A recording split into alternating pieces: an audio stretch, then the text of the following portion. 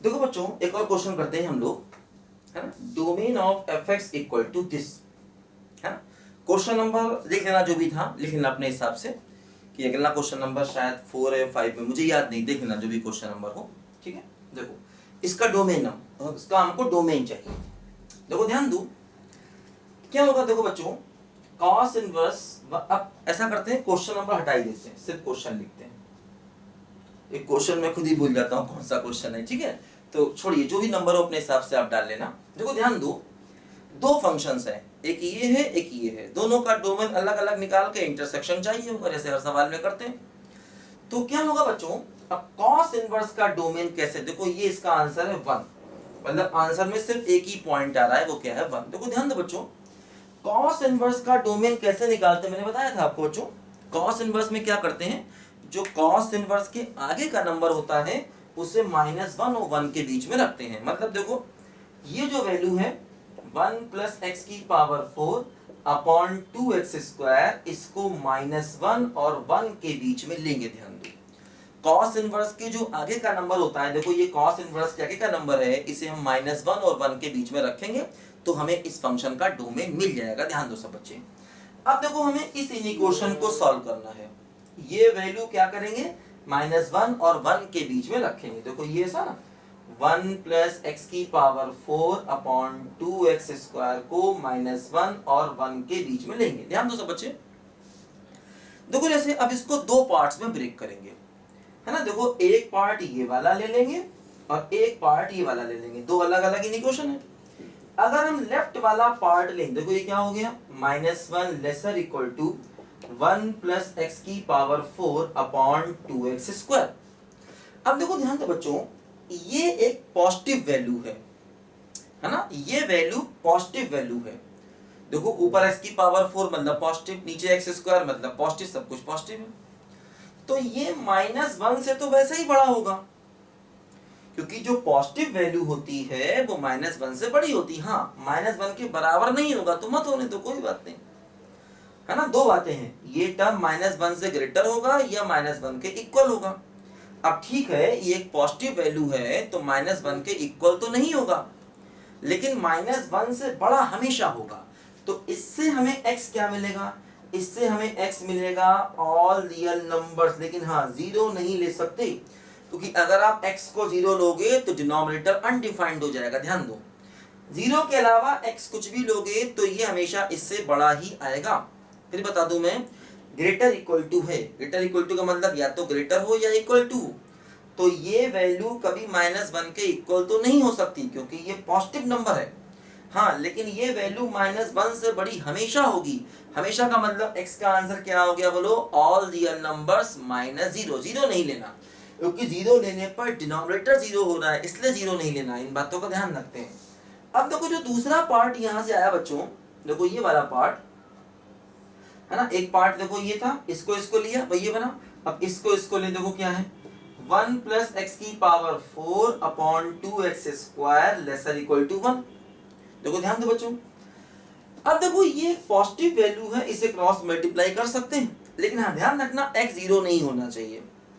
चाहे तो इसको इधर ला के एलसीएम में तब भी हो जाएगा। चलो ऐसा करते हैं, इसको इधर ले जाते हैं, 1 + x⁴ upon 2x² -1 lesser equal to 0, 1 + x⁴ -2x² upon 2x² lesser equal to 0। इसको इधर शिफ्ट कर दिया, ठीक, एलसीएम ले लिया। अब देखो यहां से क्या बन गया, यहां से बन गया x² - 1 का whole square upon 2x² lesser equal to 0। इसको लिख सकते हैं, ऐसा होल स्क्वायर लिख सकते हैं इसको। अब देखो ध्यान दो, ये वैल्यू भी पॉजिटिव है क्योंकि होल स्क्वायर है, और ये वैल्यू भी पॉजिटिव है, तो दोनों टर्म पॉजिटिव है। ये कह रहा है कि <0 हो या इक्वल टू 0 हो। अब भाई पॉजिटिव वैल्यू है वो निगेटिव तो हो नहीं सकती है, लेकिन हाँ 0 के बराबर हो सकती है।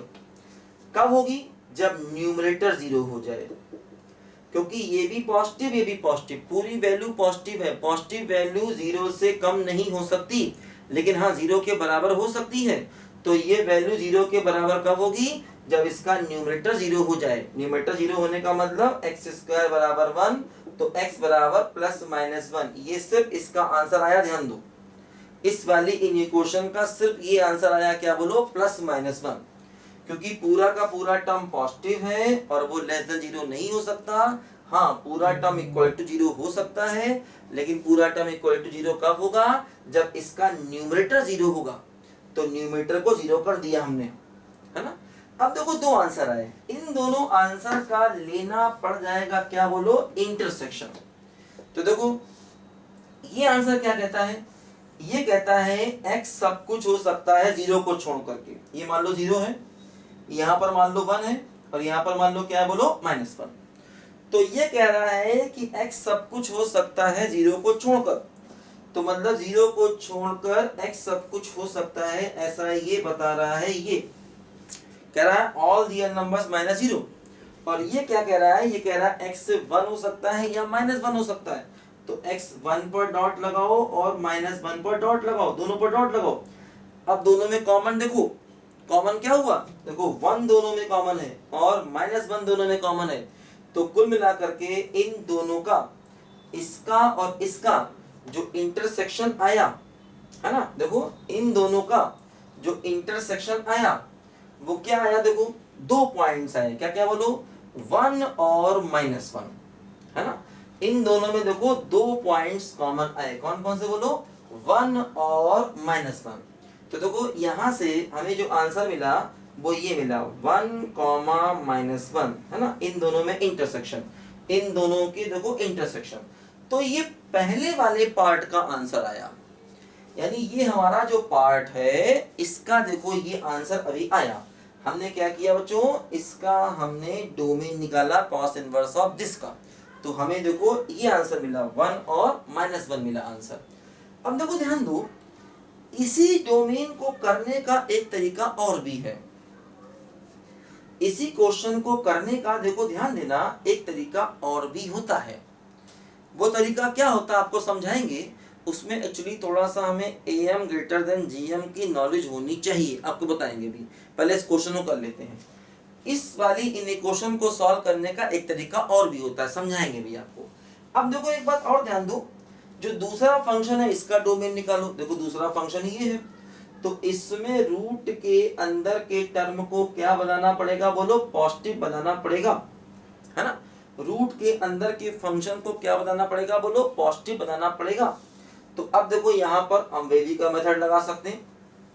क्या होगा बोलो वेवी का मेथड, एक लाइन बनाई, x की वैल्यू 0 हो गई, x की वैल्यू क्या हो गई बोलो, -2 हो गई, पॉजिटिव, नेगेटिव और पॉजिटिव, इक्वल है, डॉट लगा दूं।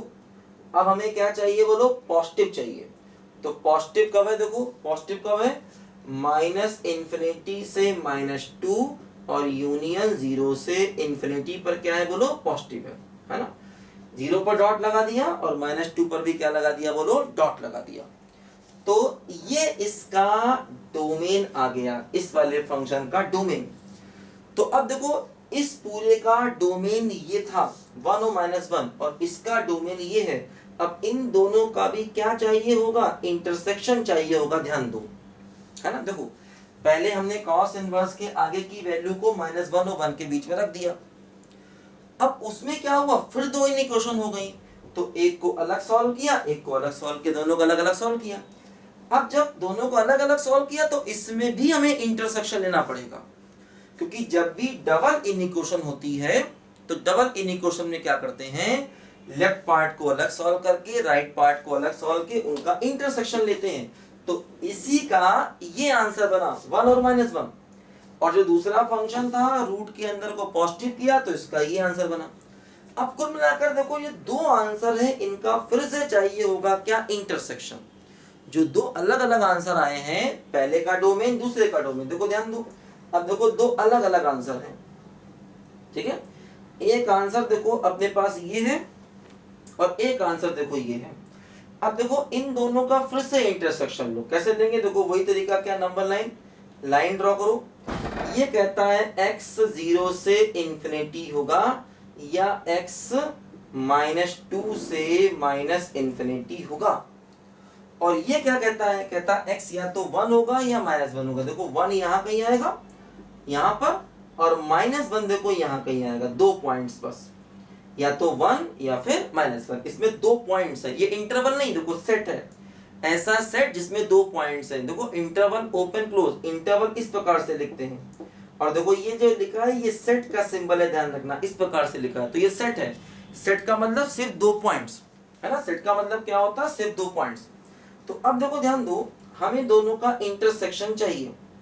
तो अगर हमें दोनों का इंटरसेक्शन चाहिए होगा तो हमें अकेली वैल्यू क्या मिल जाएगी, बोलो 1 मिल जाएगी बस।